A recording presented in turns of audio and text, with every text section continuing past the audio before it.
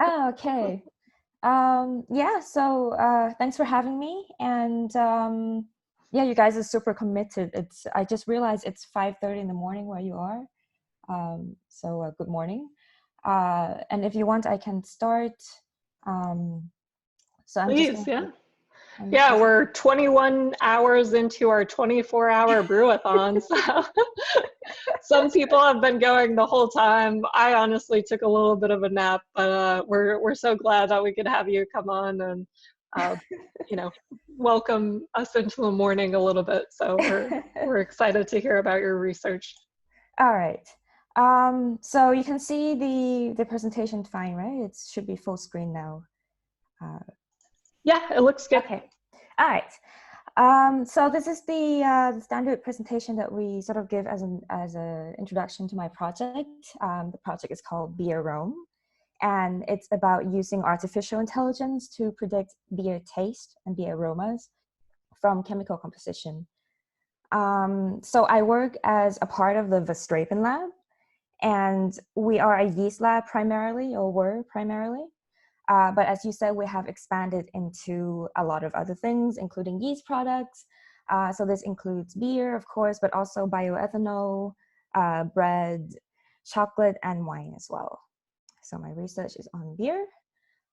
As you probably know, beer is made up of hundreds of compounds. And these are both volatile and non-volatile compounds. So there are compounds from malt, from hops, yeast, spices, but also other what we call wild flora, which are non-conventional yeast, like Brettanomyces or bacteria. So this is just a short list of the compounds that we study and that we measure in the lab.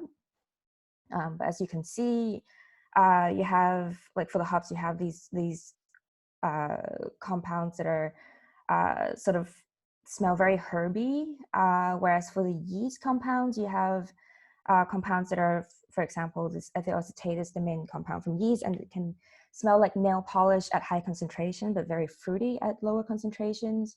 You have isoamyl acetate, which smells like banana, for example. So these are the things that compose beer. But the complicated thing about these compounds is that you have the what we call the masking effect. So for example, we have the rose smelling compound, which when combined with the clove smelling compound of 4-VG, only smells like clove. Uh, and then you also have synergistic effects. So for example, you have isoamyl acetate, which smells like banana. But if you get combinations of these banana smelling compounds, they suddenly synergistically interact with each other, and they create like a banana bomb in the beer. You also have antagonistic effects. So you have acetaldehyde, which smells like green apples, but when combined with sulfate, suddenly doesn't smell like anything. So these are the things that we study and that we try to disentangle in the lab. What we do is we measure these biochemical compounds and we try to predict the taste. And that's down to very specific things like how caramelly or even smoky or banana-like the beer is. But also we try to predict how popular that beer will be based on the chemical composition. And to do this is where I came in. So my job is to make the predictive model to predict these things. We have a data set of 250 Belgian beers. And it's the same data set that we use for a book that we had published earlier in 2018.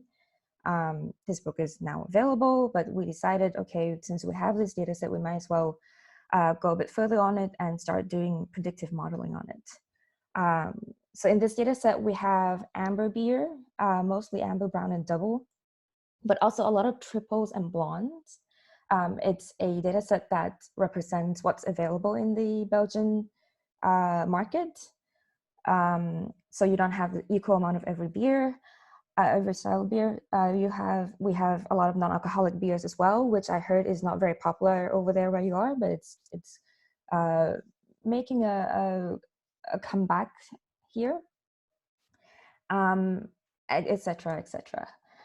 And we measured 223 chemical properties. So this is really a non-trivial thing. It was a lot of work and a lot of manpower to measure all of these. So this includes the pH, color, caloric values, but also the concentrations of yeast, hop, spice, malt, and wild flora compounds. Mostly we get compounds from yeast or hops. And then from this, we could create something that we call a beer map. So each number here is a different Belgian beer. And as you can see, the beers that belong to the same style sort of cluster around each other. So if you look on the top left, you can see a lot of fruit beers and creeks. Whereas if you look on the bottom right, you see beers that are most different from these fruit beers and creeks. So you see hoppy beers, for example, or amber or brown. So this is how they cluster. And this is published in the book that I mentioned earlier as well. As you can see, the beers that are most influenced by, for example, malt on the top right, like the stouts and porters, cluster together and belong in one part of the map. And then you can see that the beers that are most influenced by bacteria, for example, wild flora, cluster together on the top left. Beers that are most influenced by hops are on the bottom right, and so on and so forth. So you can really chemically and scientifically position beers based on how they taste, but also what their chemical compositions are. And then if I zoom in, so these are the hoppy beers that we have in our data set. And you can see, for example, you would expect the XX bitter to be quite similar in chemical composition to the Spencer IPA, but relatively different from Priaris or Golden Carolus, for example. And these are all Belgian beers, but we are trying to expand this, of course, to American beers as well, because I know that you guys drink a lot of hoppy beers. So this is one example. So, and then you have, for example, strong ales. You have a similar story. You have Westvleteren. You must have heard of Westvleteren 12, right? I know that it's really highly regarded here. Oh yeah, it's popular over here as well. Very highly Okay. sought after and well appreciated. Brilliant. Because I know that it's one of the most expensive beers in the world. Although here you can get one bottle for 12 euros, but I heard that over there it's really, the price is really inflated. But Westvleteren 12 uses the same recipe supposedly as Saint Bernardus 12, which is right on top of it here. So this is a good sign that our map and our chemical data collection is working, because you see that beers that use the same recipe sort of cluster close to each other. And then maybe if you like these two, you should be inclined to try the Rochefort 10 as well, because they're probably quite similar. Okay, so aside from this, we also have a sensory data panel. So we had people in the lab tasting beers for a duration of 6 months, so they're paid to taste. And we try to make sure that we're very descriptive about this. So they're told that for malt, for example, they should describe how cereally or grainy the beer is, and then they should examine the corresponding hop or yeast or spice or wild flora qualities in the beer. So it's super detailed, and you really have to be trained to use the vocabulary and to do this. But I'm sure as beer enthusiasts, you're quite familiar with this. This was a presentation that I used for a lot of data geeks as well, so they were quite impressed. And then at the same time, you sort of have to rate the beers on how bitter or sweet or sour or whatever a beer is, and to look for faults. So for things like if you detect clove smell or corn smell or cardboard smell, etc. And also rate how much you like it. So this panel, we had 15 people of 7 nationalities with different levels of experience, and they did blind tastings with over 3,000 reviews. And then from that, we could construct the sensory profile. So this is one example. I don't know if you guys have Delta IPA where you are, but it's quite popular here. And as you can see, as an IPA, it's very hoppy. It's got medium alcohol, whereas if you compare this to Stella, for example, this is not nearly as flavorful as the Delta, for example. Aside from this, we also used public reviews. So we had reviews from over 6,000 reviewers, and that's over 180,000 reviews in total. So we had something that looked like this. We had a text describing the beer and also scores on how much the aroma or appearance or taste of beer were appreciated. And then we compared our panel to the public review. So the panel tasted the beers blind, whereas the public reviewers, of course, knew what beer they were tasting. And on top here, you see this is a distribution plot of appreciation for Delta IPA. The top part is the public review, and the bottom part is the blind panel. So what you were interested in is these dotted lines in the middle, or dash lines in the middle, which shows the median. And as you can see with Delta IPA, there's not so much difference between the blind panel and the public population. But if you look at Verstrepen 12, for example, the blind panel sort of like it, but the public really, really love it. And we sort of wondered how much of that is because it's really good, and how much of that is because, of course, there's a lot of hype around these beers as well. As much as we love this beer, we have to be critical, right? And then we took a look at the same information, but per style. So on the left part in blue is the rate beer scores, and on the right part is the expert panel score. And we found that the public hates Pilsen lagers and low alcoholic beers much more than the blind panel. So maybe if we give people these beers without telling them what it is, these beers would actually be more popular. So this was what we found. And then aside from this, we also took a look at the text data, right? So what we wanted to do was to write a program that reads all this text data and converts it into scores of how bitter or acidic or sweet a beer is. So after a lot of analysis, this is what we came up with. So we took all the text data and we were able to rank the beers according to how sour people were saying it is. So as you can see, the Gueuze, or the Creeks, ended up at the top. So the higher the score, the more sour a beer should be. Whereas a lot of the non-alcoholic beers or IPAs ended up at the bottom. So we were really happy with this, that we could, in essence, read these public data, these public texts, and derive some information about how the beer tastes. So then we compared our scores from the panel to the online reviews, and we found that, they correlate pretty well. This is not true for everything, but for acidity, this was true. For bitterness, this was sort of working as well, but some things like ester aroma or woody aroma, we found that the public was really not describing it in the same way as the panel. So this has to be explored further.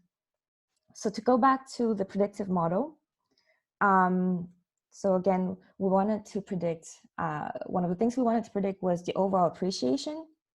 So if you look at the bottom, the x-axis here is the actual appreciation score from rate beer. And then the y-axis is our prediction. So you can see that there's a pretty good correlation.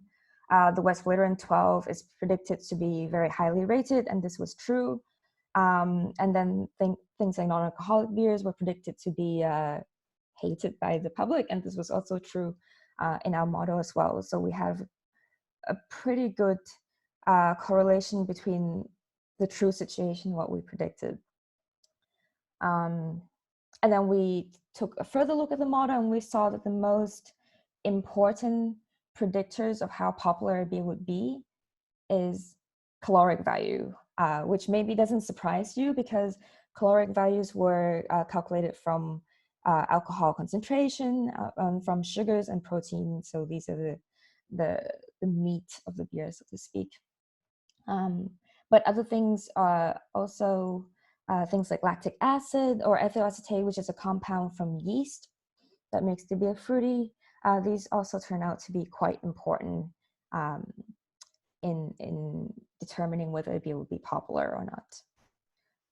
And then we did further analysis, and we could see that, for example, a higher caloric value in beer corresponds with higher scores or higher appreciation by the public, and so on and so forth. So this is a bit of boring perhaps, but the idea is that higher concentrations of these fruity aromas lead to higher scores for appreciation for the beers. We did the same thing for a lot of other qualities of beer. So we predicted acidity, alcohol, hoppiness, and got pretty good prediction scores for those.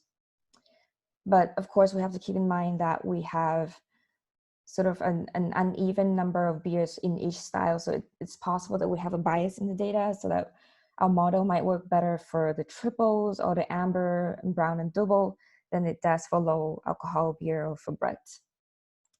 And we also have to keep in mind that there's a lot of unpredictability in the model itself as well. So for example, this is on the x-axis is the concentration of the banana compound, and the y-axis is the banana smell, and you can see that you don't see a nice trend.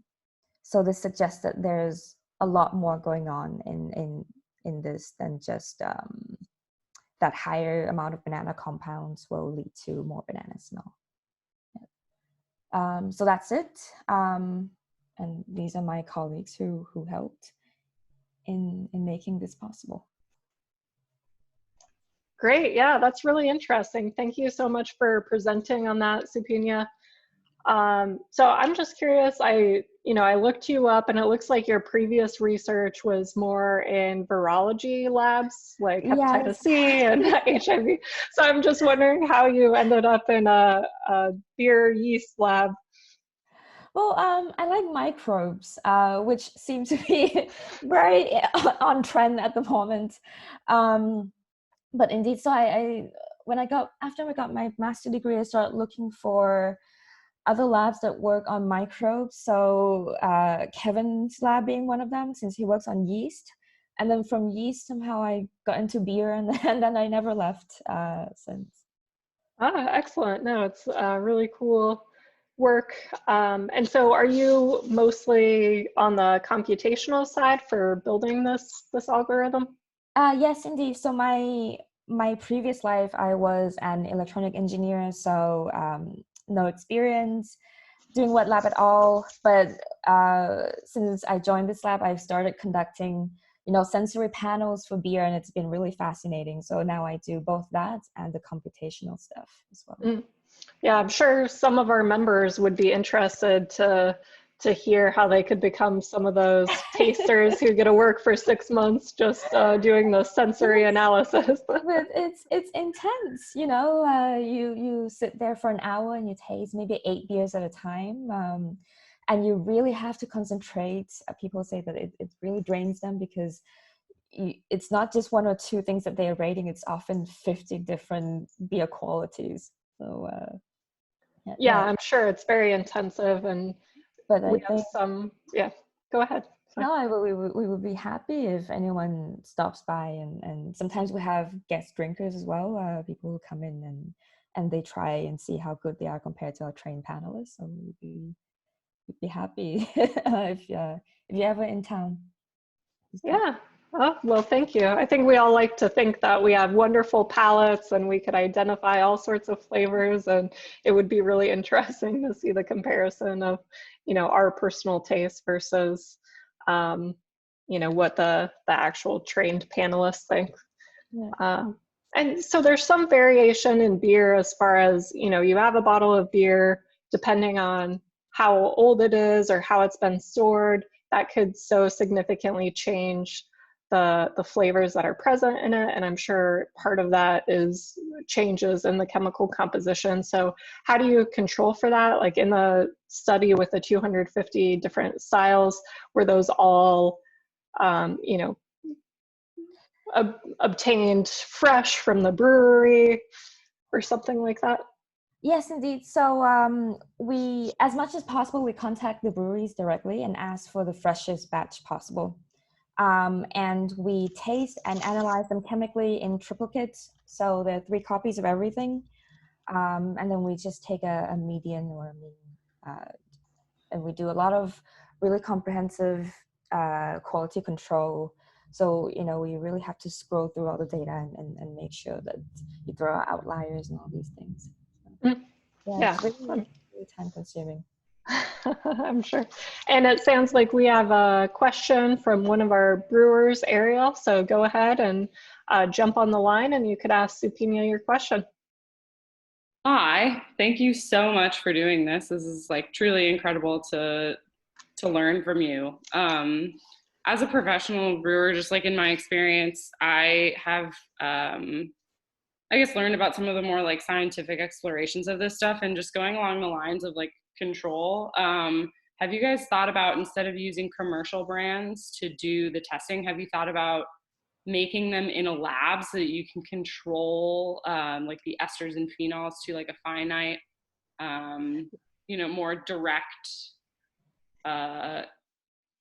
more direct way, instead of relying on commercial brands to do it for you, to kind of dial in some of the AI that you guys are working on to really get those like appreciation values? Yeah, yeah. So what we do is we have a pilot brewery since about 2 years.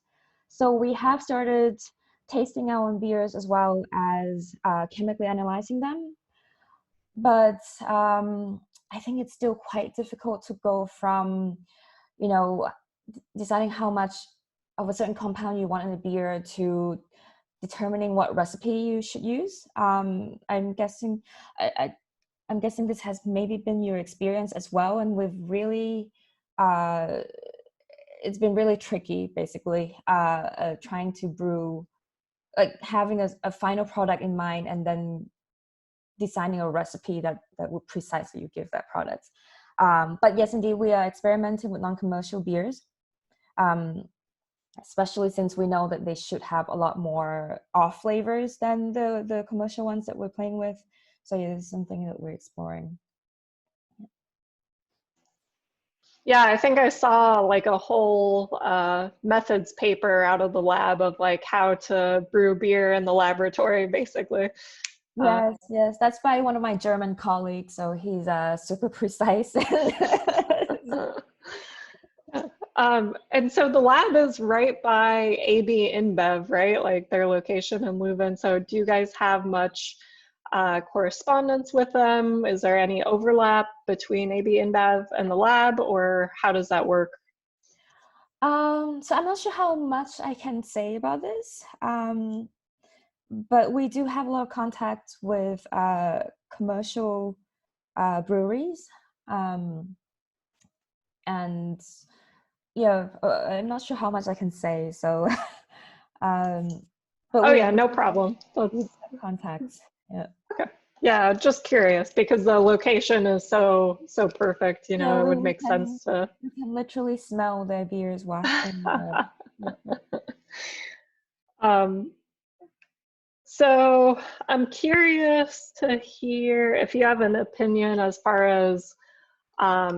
So we know, you're figuring out what the relationship is between these. All these hundreds of compounds, 223 chemical properties in the beer, how those correspond to people's preference and the perceived flavor and aroma. And, to some extent, we do know how different ingredients turn into those different chemical properties. It's not completely laid out, so we don't know exactly, I need to use this much of this malt to get this much compound. It's not perfect, but we know using certain yeast, you're going to get phenols, certain yeast, you're going to get more of the isoamyl acetate. So I'm just wondering if you have any perspective on the eventual use of CRISPR and other genetic engineering techniques to bring in new or varied flavor compounds and aroma compounds into beer, and how that would be perceived by the consumer, if there's any gaps in the current brewing portfolio that you think genetic engineering would be able to help fill? Yeah, this is definitely something we're exploring, especially with pils and lagers, where we know the yeast that are used are not very diverse. And also with the data that we have now, we also know that chemically the beer is not very diverse, and same for the sensory profiles. One of my lab members who recently left his postdoc, so basically did precisely this. He CRISPRed lager yeast to make them more flavorful, to make them produce more flavorful beers. But of course, because we're in Europe, it's a bit controversial here, unfortunately, to be using CRISPRed yeast for beer. We would have loved to have a setup like you guys do, where, you know, since we know that this is safe anyways, that we can just CRISPR and make more exciting beers, basically. But the other thing that I could say is, because we have these beer maps, so I guess my presentation is still visible to you. Since we have these beer maps of the chemical compositions of beer, we can take a look at where we have gaps in the map, right? And then we can say, oh, we don't see a lot of beers with this particular profile, and let's try and CRISPR a yeast that would enhance this and see how it tastes. Yeah. Wow, great, thank you. And I'm excited to hear about this book. I think I'll definitely pick it up. Just as a consumer, I think it really is handy to have those maps and see, okay, well, if I like the Westfletcher 12, then, you know, maybe I should also try the St. Bernard and the Rochefort and everything. So yeah, really cool. Thank you so much for presenting. If anyone else has any questions, go ahead and put them in the chat box, the Q&A window, or if you go ahead and raise your hand, you can ask them live. So we'll give you just a minute to see if there's any last questions. And I am curious, as far as, you know, you're in this lab that brews a lot of beer, that does a lot of sensory analysis and focuses on that. How much do you get a drink in the lab? At least twice a week. 60 No, but I mean, it's a lot of times it's actually quite fun to be talking to people who, you know so much about the beers and are so enthusiastic about drinking it as well. So yeah, several times a week. Yeah, that's great. And we have one question. What is your favorite beer? It changes. So it really depends on my mood. With the current weather, it's probably a triple Carmelite. Ah, wow. All right. I like it. So we just did a joint brew. We did a isolation collaboration. So we all brewed the same triple recipe independently in our own houses. So, you know, it's about 9%, and we'll see that. So thank you very much for spending your Sunday morning with us. We really appreciate you calling in. This was really fascinating. So thank you so much for coming on. And we hope you enjoy the rest of your weekend. Thank you, and enjoy. Thank you. Bye. All right, so if our brewers want to head back in, and we could check in on your brew days. Scott. Starting to feel it, y'all. So you're at this morning. 3 p.m.? Yeah, it's only 3 here, so. Still dark. But hey, you guys have the sun coming up, right? Oh yeah, I could flip my still camera dark. around right now. Yeah, it's getting light.